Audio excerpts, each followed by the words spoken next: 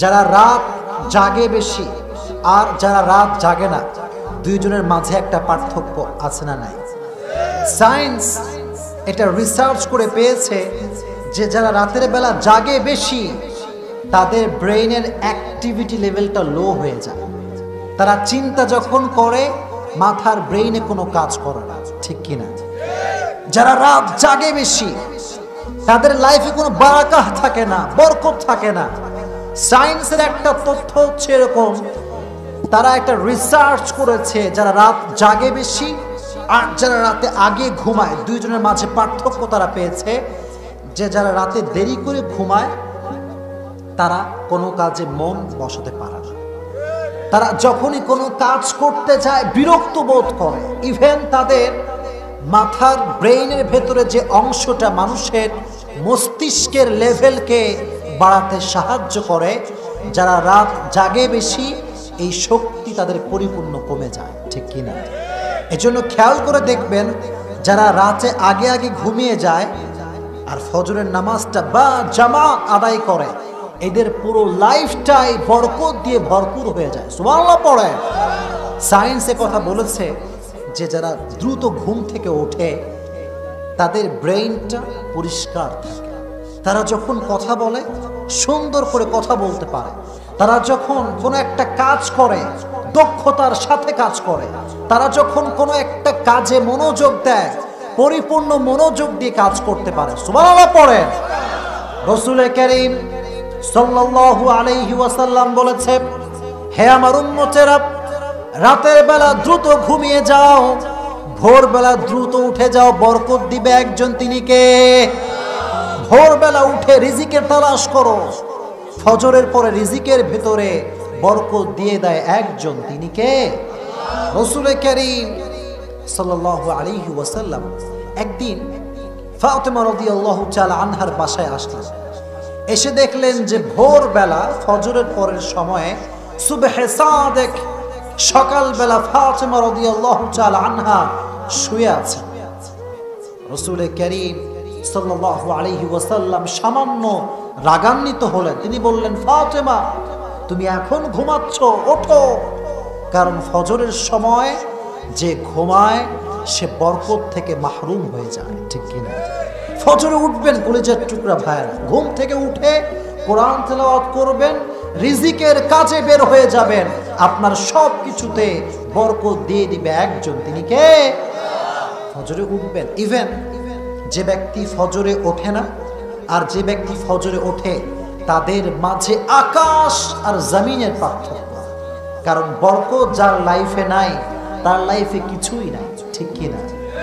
রাসূল যখন যুদ্ধ করতেন, যুদ্ধের সময় রাসূল সেনাবাহিনীদেরকে শত্রু বাহিনী কোথায় আছে, কোন অবস্থায় তারা অবস্থান করছে, রাসূল মুকদ্দামাতুল জায়শ শত্রু বাহিনীকে অবজার্ভ করার জন্য সেনাবাহিনী পাঠাতেন। কোন সময় পাঠাতেন? হাদিসে এসেছে রাসূল ভোরবেলা পাঠাতেন। আর একটা হাদিসে এসেছে একজন ব্যক্তি ভোরবেলা উঠতো, ভোরবেলা ওঠার কারণে গরিব ছিল, ভোরবেলা ব্যবসা করত, রাতের বেলা টাইম মেইনটেইন করে ঘুমাতো, সেই ব্যক্তিটি অন্য অন্য ব্যক্তির তুলনায় খুব দ্রুত ধনী হয়ে গিয়েছে, অঢেল অঢেল সম্পদের মালিক হয়ে গিয়েছে, শুধুমাত্র একটা কারণ, ভোরবেলা আগে উঠে বরকত বেশি পায়। সুবহানাল্লাহ পড়ে।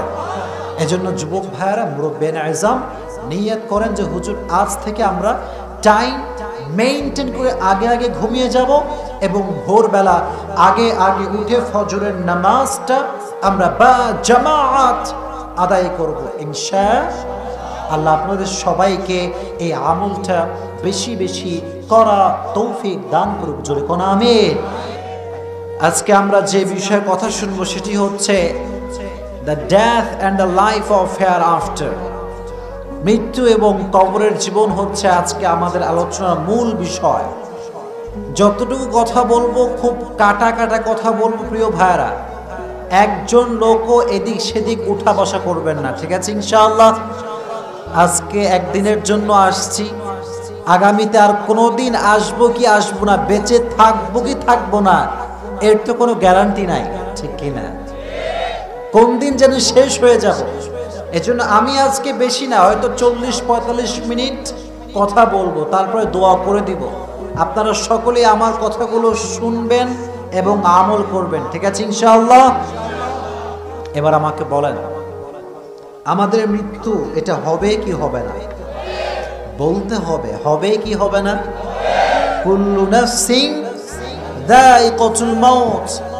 আপনি যেই হন না কেন, প্রধানমন্ত্রীর ছেলে হন, আর আপনি প্রাইম মিনিস্টার হন, জজ হন, ব্যারিস্টার হন, প্রতিটা মানুষকে মৃত্যুর স্বাদ গ্রহণ করাবে একজন, তিনি কে?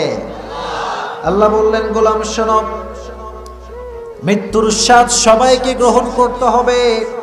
প্রধানমন্ত্রী হোক, প্রাইম মিনিস্টার হোক, কোন এমপি হোক, মন্ত্রী হোক। আল্লাহ বললেন, কুল ইন্নাল মাউতাল্লাযী তাফিরুনা মিনহু ফাইন্নাহু মুলাকীকুম। আল্লাহ বললেন, নবী আপনি বলে দেন, যেই মৃত্যুর থেকে তোমরা পলায়ন করতে চাও, যেই মৃত্যুর থেকে তোমরা পালিয়ে যেতে চাও, সেই মৃত্যু তোমাকে সঠিক সময়ে দিবে একজন, তিনি কে? লিকুল্লি উম্মাতিন আজাল, ইযা জাআ আজালুহুম ফালা ইস্তাখিরুনা সাআহ ওয়ালা ইস্তাকদিমুন। আল্লাহ তাআলা বললেন, প্রতিটা মানুষের জন্য স্পেসিফিক টাইম, নির্ধারিত সময় বেঁধে দিয়েছে একজন, তিনি কে? পেছনের ডান পাশের লোকেরা বলেন না কেন, কে? আল্লাহ তাআলা দিয়েছেন। আজকে আমি অনেক খুশি, কারণ আজকের মাহফিলে যুবকও আছে, মুরব্বীও আছে, আলহামদুলিল্লাহ। মুরব্বীদের জন্য কিছু স্পেশাল কথা বলবো, সবার জন্যই ওয়াজ হবে আজকে ইনশাআল্লাহ। আপনারা সকলে অ্যাক্টিভ থাকবেন তো ইনশাআল্লাহ? আরে ভাই, জবান খুলে বলেন না ইনশাআল্লাহ? এজন্য মৃত্যুর জন্য একটা নির্ধারিত সময় আছে। এই যে আপনারা সবাই এসেছেন, যুবক, মুরব্বী, বিবাহিত, অবিবাহিত, এখানে যে আপনি জীবিত এসেছেন, বাসায় যে আপনি জীবিত ফিরে যাবেন, do you have any guarantee? Guarantee আছে কোনো আপনার কাছে? কোনো গ্যারান্টি নাই। হঠাৎ করে আপনার একটা হার্ট অ্যাটাক আসতে পারে। যারা রোড ক্রস করে এসেছেন, যারা মুক্তাগাছা শহর থেকে এসেছেন, রোডে যাইতে যাইতে হঠাৎ করে একটা বাসের ধাক্কা, ট্রাকের ধাক্কা লাগতে পারে কি পারে না? আচ্ছা, আমি যে আজকে এসেছি বৃহস্পতিবার, আজকে এই তো জুমার রাত আসতে গেল, 12টা অলরেডি বেজে গেল মনে করেন। আগামীকাল যে আমি রাজশাহী যাওয়ার নিয়ত করেছি, জুমা পড়াবো, আমি যে পড়াতে পারবো, আমার কি কোনো গ্যারান্টি আছে? নাই, কোনো গ্যারান্টি নাই। হাজারো যুবক আছে এরকম যারা বলতো, হুজুর আজকে নামাজ পড়ছি না তো কি হয়েছে, কাল থেকে পড়বো। আজকে প্রেম করছি, কাল থেকে ব্রেকআপ করব। আল্লাহর কসম, এরকম হাজারো যুবক নামাজ পড়ার প্রতিশ্রুতি দিতে দিতে তারা অন্ধকার কবরের বাসিন্দা হয়ে গিয়েছে, এখন ঠিক কিনা? তারা কবরের মাটির নিচে ঢুকে গিয়েছে। আর তারা যাদেরকে আপন মনে করত, যেই মুরব্বী আজীবন তার সন্তানের জন্য কাজ করেছে, যেই মুরব্বী তার ছেলের জন্য মাথার ঘাম পায়ে ফেলে কাজ করেছে, ওই মুরব্বীকে সন্তান দাফন করে এসেছে, কবরে যাওয়ার পরে কোনোদিন বাপের কবরে আর যায় নাই, ছিল এখন ঠিক কিনা? কোনোদিন খবরও নেয় নাই। হাজারো কবর আপনি দেখবেন, গোরস্থানে গিয়ে বাঁশ নাই, চাটিয়া নাই, আশেপাশে কোনো বেড়াও বাকি নাই, কিন্তু এই কবরস্থানে, এই কবরে যে বাবাটা শুয়ে আছে, এই মুরব্বীও একজনের কলিজার টুকরা বাবা ছিল, ঠিক কিনা? এই মুরব্বী সন্তানদের কাছে অনেক প্রিয় ছিল। একটা সময় সন্তানরা শুধুমাত্র টাকার লোভে মুরব্বী কত সালাম দিয়েছে, কত আদর সোহাগ করেছে। আজকে কবরে ঢোকার পরে বাঁশ বাগানে কবর করা হয়েছে, পরিবারের কেউ কোনো খবর রাখে না, যে এখন ঠিক কিনা? বাঁশ বাগানে বা গোরস্থানে হয়তো দেবে মোরে কবর, তোমরা আমায় যাবে ভুলে, রাখবে না জানি কোনো খবর, ঠিক কিনা?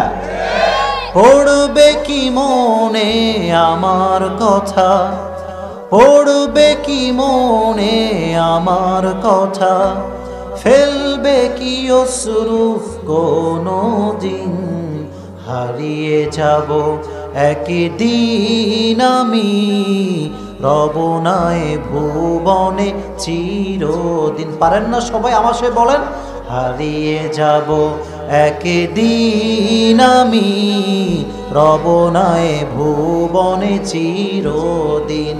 থাকার জন্য আসি নাই, থাকার জন্য এই জায়গাটা নয়।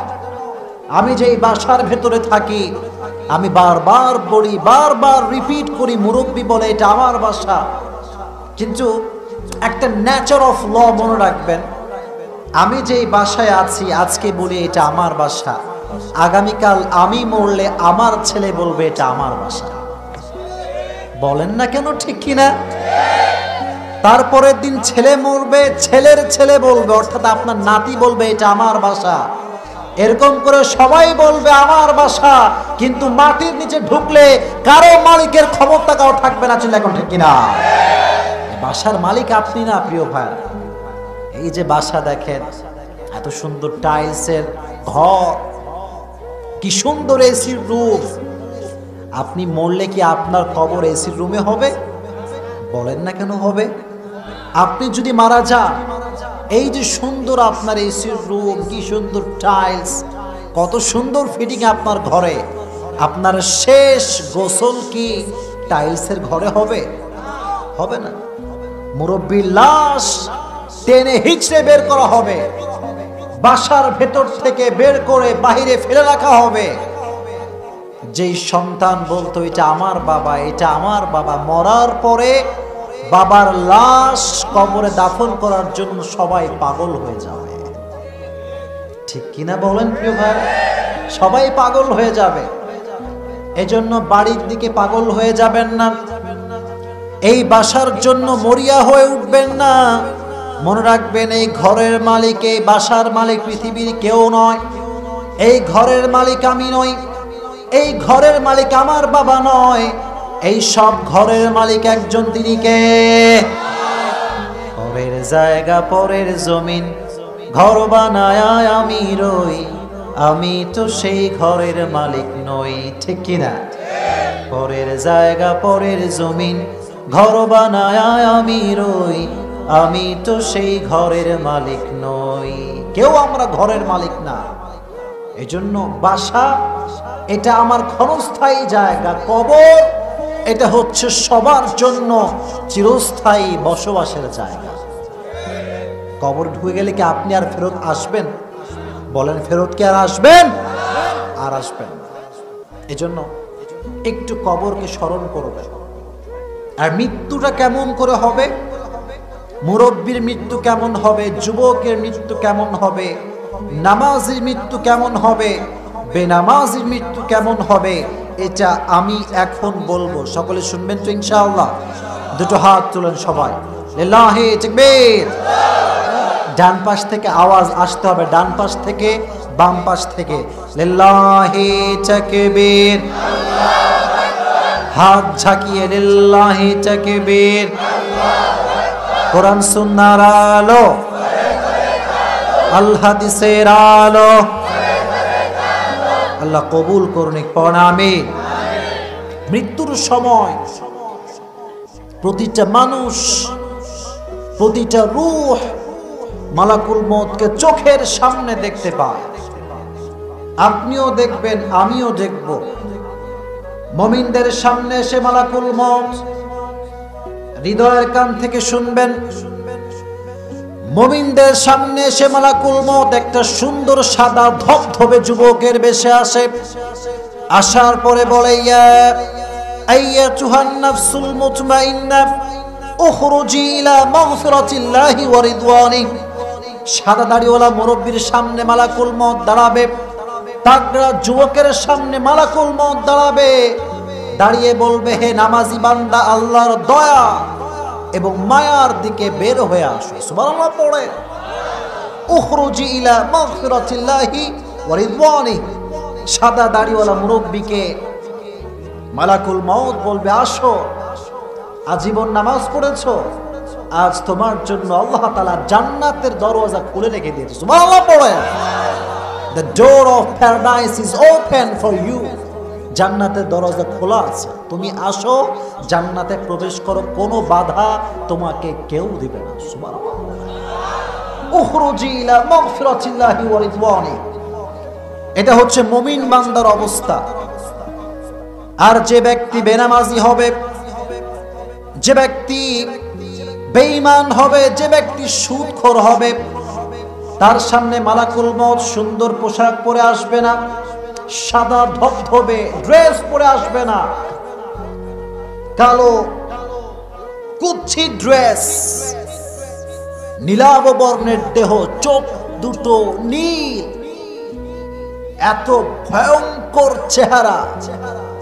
যে মুরব্বী আজীবন নামাজ পড়ে নাই, যে যুবক আজীবন হারাম রিলেশনশিপে ইনভলভ ছিল, যে যুবক মোবাইল ফোনে পর্নোগ্রাফি দেখেছে, যে যুবক আজীবন ফেসবুকে ইউটিউবে অশ্লীল ভিডিও দেখেছে, তার চোখের সামনে যখন মালাকুল মউত দাঁড়াবে, মালাকুল মউতের কুচ্ছিত পোশাক আর ড্রেস দেখে বেনামাজি যুবক, বেনামাজি মুরব্বী, বেনামাজি নারী থরথর থরথর থরথর করে কাঁপতে থাকবে, এদিক বেদিক ছোটাছুটি করবে, একবার ডান দিকে দৌড়, আর একবার বাম দিকে দৌড় দিবে। মালাকুল মউতকে দেখে মুরব্বী পাগলের মতো হয়ে যাবে। যে ব্যক্তি বেনামাজি হবে, যেই মুরব্বীর চরিত্র ভালো হবে না, যেই মুরব্বীর কথা ভালো হবে না, তার চোখটা মালাকুল মউতকে দেখে হঠাৎ করে উল্টে যাবে। এই চোখটা নিচের থেকে উপরের দিকে উঠে যাবে, ড্যাব ড্যাব করে তাকিয়ে থাকবে, চোখ উল্টে যাবে, শরীরটা থরথর থরথর থরথর করে কাঁপবে। মালাকুল মউতকে দেখে যুবকের মুখের ডান পাশ থেকে সাদা সাদা ফেনা বের হতে শুরু করবে। নাউজুবিল্লাহ পড়েন। সবাই পাগল হয়ে যাবে। পাশে মা বসা, বাবা বসা, সবাই তালকিন করছে লা ইলাহা ইল্লাল্লাহ মুহাম্মাদুর রাসূলুল্লাহ। সবাই কালেমায়ে শাহাদাত তাকে পড়ার জন্য মোটিভেট করছে যে তুমি কালেমা পড়ো। কিন্তু কলিজার টুকরা প্রিয় ভাইরা, যে মরার নিকটবর্তী হয়ে গিয়েছে, সে তার চোখে যা দেখে আপনি আপনার জীবিত চোখে তা দেখতে পান না।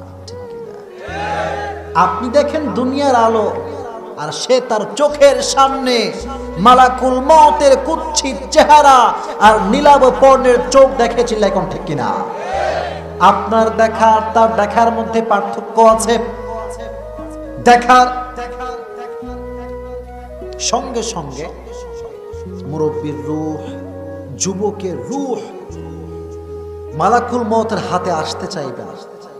একবার ডান দিকে দৌড়ে দৌড়ে পালাবে, ডান দিকে গিয়ে পালাতে পারবে না, আবার বাম দিকে দৌড়াবে। মুরব্বী চিৎকার করে ডাকতে থাকবে যে কোথায় আমার ছেলেরা, কোথায় আমার মেয়েরা, কোথায় গেল আজকে সবাই? কেউ সাড়া দিবে না।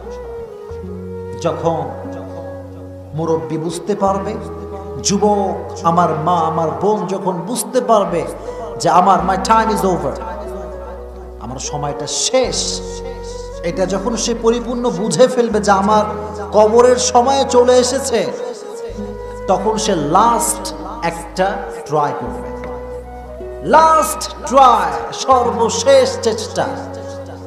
সে এবার মুরব্বী হোক, যুবক হোক, মা হোক, বোন হোক, দুটো হাত মালাকুল মউতের সামনে এইভাবে দিবে, দিয়ে কাকুতি মিনতি করে বলবে লাআল্লি আ'মালু সালিহান ফীমা তারাকতুকাল্লাহ। মালাকুল মউতকে মুরব্বী যুবক একটা অনুরোধ করবে যে আমাকে give me on chance, give me on chance, একটা সুযোগ দাও। আমি আজ থেকে মসজিদে যাওয়া শুরু করব, আমি সুদ খেয়েছি, সুদের চাকরি আর করব না, আমি ঘুষ খেয়েছি, 1 পয়সার ঘুষ খাবো না। যেই মেয়া জীবন বেপরদায় চলেছে, যেই মুরব্বীর যোগাযোগ মসজিদের সঙ্গে ছিল না, সেই মুরব্বী বলবে আজ থেকে মসজিদ ছাড়া কোথাও যাব না, আমাকে একটা সুযোগ দাও হে মালাকুল মউত, just give me one chance. Allah নিজেই উপর থেকে জবাব দিবেন, হে মালাকুল মউত, ইন্নাহা কালিমাতুন হুয়া কাইলুহা, হে মালাকুল মউত, ডোন্ট গিভ হিম চান্স, একে সুযোগ দিও না। এ আজীবন বলেছে নামাজ পড়বো, এ আজীবন বলেছে সুদ খাবো না, এ আজীবন বলেছে মানুষের হক মারবো না, কিন্তু সুযোগ পেলেই মানুষের হক মেরে খেয়েছে, এখন ঠিক কিনা? একে কোনো সুযোগ দেওয়া হবে না। রূহটা পালাতে পালাতে মালাকুল মউত ঠাস করে রূহটাকে ধরবে। ধরার সঙ্গে সঙ্গে একটা জীবিত ছাগলকে যাবেহ না করে তার চামড়া টেনে হিচড়ে ছিঁড়লে যেই পরিমাণ কষ্ট হয়, তার চাইতে কমসে কম 70 গুণ বেশি কষ্ট দিয়ে বেনামাজি, বেঈমান, মুশরিক, বেপরদা, বেনামাজির রূহকে তার চাইতে 70 গুণ বেশি কষ্ট দিয়ে বের করা হবে। জোরে কর নাউজুবিল্লাহ। আবার ওয়াজ শুনে কি বুঝলেন? মৃত্যুর কষ্ট সহ্য করার মতো ক্ষমতা আপনার আমার আছে? বলেন বলেন, আছে? কারো নাই? আরে ভাই, কেউ যদি একটা ব্যাতের আঘাত আমাকে করে, আমি তো ব্যাতের আঘাতই সহ্য করতে পারি না, ঠিক কিনা? ব্যাতের আঘাতই সহ্য করার ক্ষমতা যেখানে আমার নাই, সেখানে আমি মালাকুল মউতের রূহ কবজ করার থাবা কেমন করে সহ্য করব? একটু ভাবেন না, চোখ বন্ধ করে ভাবেন না। আজকে হাজারো যুবক মসজিদে নামাজ চলে, আর যুবক বাহিরে বসে বসে পাবজি, ফ্রি ফায়ার এবং অ্যান্ড্রয়েড ফোন চালায়। বলেন না কেন, ঠিক কিনা? মসজিদে নামাজ হয়, যুবকরা বাইরে ক্রিকেট খেলে, কেউ ক্যারাম বোর্ড খেলে, কেউ আবার বাইরে দাঁড়িয়ে থেকে প্রেম করে। এটা যুবকদের অবস্থা, এটা যুবকদের অবস্থা। যুবকরা আসলে এটা করে এই জন্য যে মৃত্যুর কষ্ট, যন্ত্রণা যে কত ভয়ঙ্কর এটার কোনো ধারণা যুবকদের নাই। চিল্লা এখন ঠিক কিনা? ধারণা রাখতে হবে যে তুমি যেই পাপটা করছো, তুমি যে গুনাহটা করছো, এই গুনাহের ভার কত কঠিন। এই গুনাহ না বুঝতে পারলে আযাব কিন্তু বড় ভয়ঙ্কর হবে, ঠিক কিনা? একটু ভাবেন, মৃত্যুর কষ্ট নিয়ে একটু ভাবেন, দেখবেন আপনার চোখ খুলে যাবে, চোখ খুলে যাবে। কবরের আযাবের কথা চিন্তা করলে কোন যুবক নামাজের সময় বাহিরে পাবজি, ফ্রি ফায়ার খেলতে পারবে না।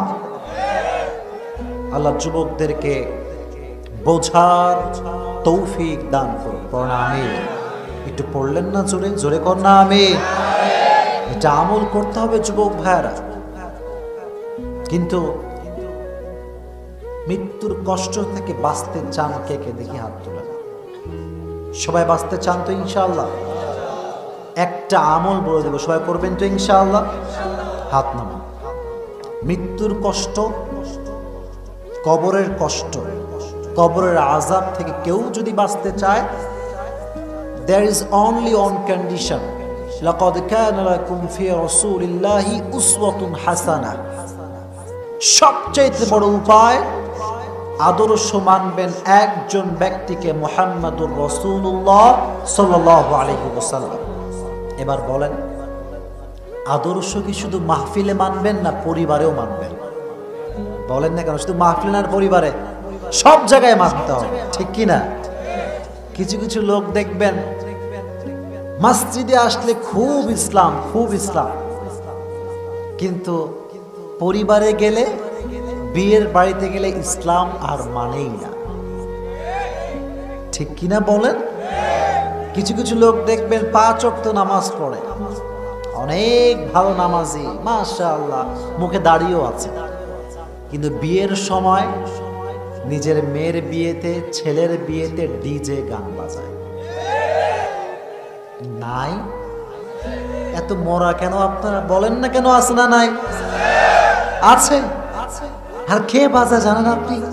যে মুরব্বীর সারা দাঁড়িয়ে আছে, যে মুরব্বী 5 ওয়াক্ত নামাজ পড়ে, তার মেয়েরা বিয়ের সময় গায়ে হলুদ করে, ইভেন বক্স ভাড়া করে এনে হিন্দি গান বাজায়। এই এলাকায় মনে হয় এসব নাই? আরে নাই নাই নাই নাই, আছে আছে, কিন্তু সমস্যা এক জায়গায়। আমি কি বলে দিব সবাইকে? আপনাকে রাগটা করছেন নাকি? যখন আমরা আব্বাজানকে ধরি, মুরব্বী বা বাবা বয়সী মানুষ, বলি যে আব্বাজান, ও আব্বাজান আপনি এ আপ ক্যা কর রহে হ্যাঁ, কি এইসব আপনার বাড়িতে? বলে যে হুজুর আমার মেয়ের বয়স একটু কম, তো করুক করুক করুক। ঠিক কিনা বলে? করুক, একটু করুক। আমরাও একটা কথা মুরব্বীকে বলি যে মুরব্বী সাহেব আপনি একটু জাহান্নামে যান, যান যান, জাহান্নামে যান। তখন বলবে হুজুর আপনার মতো শত্রু কেউ নাই। আসলে আমরা কি শত্রু না বন্ধু? সন্দেহ আছে নাকি আপনাদের? বলো না কেন শত্রু না বন্ধু? আলেম ওলামা জনগণের সবচাইতে প্রকৃত পক্ষের আসল বন্ধু। সন্দেহ আছে আপনাদের কোনো? এজন্য মৃত্যুর পূর্বে একটা আদর্শ ভিতরে বিলং করবেন। আদর্শ নাম হচ্ছে মুহাম্মাদুর রাসূলুল্লাহ সাল্লাল্লাহু আলাইহি ওয়াসাল্লাম। আচ্ছা, আপনাদের এখানে বাড়িতে বউ আছে কার কার? দেখি একটু হাত তোলেন তো। আরে ভাই, বউ বউ বউ কি বাংলা বোঝেন না? কিছু লোকের বউ আছে, তাই না? আচ্ছা, হাত নামান। এবার তুমগো বউ নাই কার কার? তারা হাত তুলো। কি তোমাদের কারো বউ নাই? ইন্না লিল্লাহ। আল্লাহ তোমাদের সবাইকে দিনদার নেককার বউ দিয়ে দিক। পড়ুন আমিন। আমিনের জোর দেখছেন আপনারা? যারা আব্বাজানরা আছেন এখানে, কালকে বিয়ে ঠিক করে দিবেন। সুবহানাল্লাহ কে কয় রে? পড়ো আমিন। এবার আসেন কবরের জীবন। মানুষ যখন মারা যাবে, মানুষের মাইয়াত যখন কবরে রাখা হবে, 40 কদম যাওয়ার পরে 2 জন ফেরেশতা আসবে। এসেই প্রথম প্রশ্ন, মার রব্বুক, হু ইজ ইউর লর্ড? তোমার প্রভু একজন, তিনি কে? বলেন না রব কে? আল্লাহ আমার রব। দমে দমে তনু মনে তারি অনুভব। ঠিক কিনা? তোমার দুনিয়াতে আমি যেদিকে তাকাই, অথই নিয়ামতে ডুবে আছি সবাই। পাক পাখালির কণ্ঠে শুনি তাসবিহ কল রব, তাসবিহ কল রব। পড়েন আল্লাহ আমার রব, এই রবই আমার সব। আল্লাহ আমার রব, এই রবই আমার সব। রবকে। The first question is over. প্রথমে আপনি জিতে গেছেন, সুবহানাল্লাহ পড়েন। 2 নাম্বার প্রশ্ন করা হবে, এবার বলো মান নাবিয়ুকা আতারিফু হাযার রাজুল? একজন ব্যক্তিকে আপনার সামনে দাঁড় করানো হবে, যার চেহারা নূরে পুরা কবরটাই নূরান্বিত হয়ে আলোকিত হয়ে যাবে। আপনাকে বলা হবে তুমি কি জানো তিনি কে? যার মুখে দাড়ি, এই মনোযোগ দিয়ে এদিকে কথা শুনেন, এবার তো মেসেজ আপনাকে দিব আমি, কথা বুঝতে হবে। যার মুখে দাঁড়িয়ে আছে, যে টুপিওয়ালা, যে 5 ওয়াক্ত নামাজি, সে বলবে হুয়া নবিয়ুনা মুহাম্মদ সাল্লাল্লাহু, বলেন না সাল্লাল্লাহু আলাইহি ওয়াসাল্লাম। এবার বলেন রাসূল যে মুহাম্মদ, এটার উত্তর কি সবাই করতে পারবে? বলেন না পারবে সবাই? সবাই পারবে না। ইভেন সেই যুবক পারবে না যে যুবক মেয়েদের পাল্লায় পড়ে দাড়ি শেভ করেছে। এই তো এবার লাইনে আসছেন, জোরে বলতে হবে, ঠিক কিনা? আছে আছে আছে, এরকম অনেক লোক আছে আমি তো এরকম মুরব্বীরও সন্ধান পেয়েছি, সেলুনে যায়, এখানে এরকম কেউ নাই, সেলুন না এখানে নাই, সেলুনে আছে। সেলুনে কি করে জানেন? মুরব্বী, বলবো সবাইকে, রাগ করবেন না, আমি দেখেছি আমাকে অনেক নাপিত বলে, হুজুর দুঃখের কথা কি বলবো হুজুর, মুরব্বী মানুষ, দাঁত একটাও নাই, সেলুনে আসছে দাড়ি শেভ করাইতে। আমি বললাম যে মুরব্বী সাহেব, খুর আমি ঠেকাবো কোথায়, গাল তো পুরোটা চিপকে গেছে পিছনে, একের ভিতরে হয়ে গেছে। বলে যে তুই লেবু নিয়ে আয়, লেবু লেবু। লেবু নিয়ে আসছে, মুখে ঢুকাইছে, মুখ একটু ফুলছে, তারপরে দাড়ি শেভ করছে। নাউজুবিল্লাহ পড়লেন না? মানে কি জানেন? কবরে পা ঢুকছে ঠিকই, কিন্তু কবর কি এটা এখনো টের পায় নাই। বলেন না কেন ঠিক কিনা? কবরের চিন্তা যারা আছে সে কখনো মুখের দাড়ি শেভ করতে পারবে? আর আমি তোমাদেরকে বলছি যুবক ভাইরা, আমার যুবকরা বারবার অনুরোধ করে, হুজুর আমাদেরকে নিয়ে একটু কিছু বললেন। আমরা বলি এ কথা, যুবক যদি ঠিক হয়ে যায় পুরো সমাজটাই ঠিক হয়ে যাবে। যুবক যদি ঠিক হয়ে যায় পুরো সমাজের কোথাও ইফতিজিং এর শব্দ থাকবে না, ছিল এখন ঠিক কিনা? এই জন্য যুবক ভাইরা, যদি তোমাকে কোনো মেয়ে, আমি সবসময় বলি যে দাড়ি রেখে যদি পছন্দ না করে, 2 রাকাত শুকরিয়ার নামাজ পড়বা, ঠিক কিনা বলো? আল্লাহকে বলবা, আল্লাহ ওরে আল্লাহ, বিশাল বড় কুটনি, ডাইনি, দাজ্জালের হাত থেকে তুমি আমাকে বাঁচাই দিয়েছো। কারণ যেই মেয়ে দাড়িকে পছন্দ করে না সেই মেয়ে তোমার বউ হওয়ার যোগ্যতা রাখে না। যেই মেয়ে দাড়িকে পছন্দ করে না সেই মেয়ে তোমার পরিবারের সদস্য হওয়ার যোগ্যতা রাখে না। ছেলে ঠিক না? আর যখন দাড়ি ছাড়া বিয়ে করবা, বাসর রাত যখন হবে, বাসর রাত বোঝেন না আপনারা? বোঝে না আবার কে? সবাই বোঝে। তো বাসর রাতে যদি দাড়ি না থাকে আর মেয়ে যদি হয় মুত্তাকি, খবর আছে কিন্তু তোমার জীবনে 12টা বাজবে তোমার, ঠিক কি না? কি হবে জানেন? বউ আপনারে ডাকবে বাসর রাতে, বলো জান এদিকে আসো, আয়নার সামনে আসো, না জাদু দেখাবো। কি দেখাবো? জাদু। বলেন কি? জাদু। স্বামীরে বলবে জাদু দেখাবো, আয়নার সামনে আসো। যখন আয়নার সামনে স্বামী আসবে বলবে জাদু আবার কি?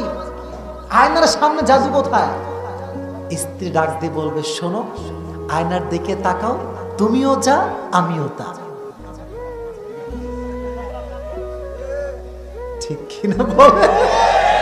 তুমিও যা আমিও তা, তোমারও নাই আমারও নাই, তুমিও বোরকা পরো আমিও বোরকা পরি। কারণ পুরুষ, আপনারা কি রাগ করছেন নাকি? পুরুষ এবং নারীর মাঝখানে সর্বপ্রথম যে বিষয়টি দিয়ে আপনি যাচাই বাছাই করবেন, পার্থক্য করবেন, এটার নামই হচ্ছে দাড়ি। এজন্য যে পুরুষের দাড়ি নাই, আজকে নিয়ত করেন যে হুজুর আজ থেকে নিয়ত করলাম দাড়ি আমি রেখে দেব ইনশাআল্লাহ। হাত তুলেন না কেন? কি ভয় লাগে? ভয় লাগে? বলেন হুজুর নিয়ত করলাম আজ থেকে দাড়ি রেখে দিব ইনশাআল্লাহ। কবুল করুন, আমিন। দাড়ি রাখতে পারলে কবরের দ্বিতীয় প্রশ্ন সহজ করে দিবে একজন, তিনি কে? কবরের 3 নাম্বার প্রশ্ন, ওয়ামা দীনুক, তোমার ধর্মের নাম কি? দীনিয়াল, জবান খুলে বলতে হবে, গর্বের সঙ্গে বলতে হবে দীনিয়াল ইসলাম। ধর্ম পেয়ে আপনারা খুশি না বেজার? ইন্না দীনা ইনদাল্লাহিল ইসলাম। In the day of judgment, there is only one religion will be acceptable to your Lord, which is Islam. কিয়ামতের কঠিন ময়দানে একটা ধর্মই তোমার রবের কাছে গ্রহণযোগ্য হবে। ধর্মের নামটা কি? আল্লাহ, তুমি ইসলাম ধর্মকে এলাকার মানুষ সহ গোটা পৃথিবীর মানুষকে পরিপূর্ণরূপে পালন করার তৌফিক দিও। বলো আমিন। যখন প্রশ্ন শেষ, এবার আসেন মূল বিষয়। এবার আল্লাহ তাআলা বলবেন তাকে আর ডিস্টার্ব করো না।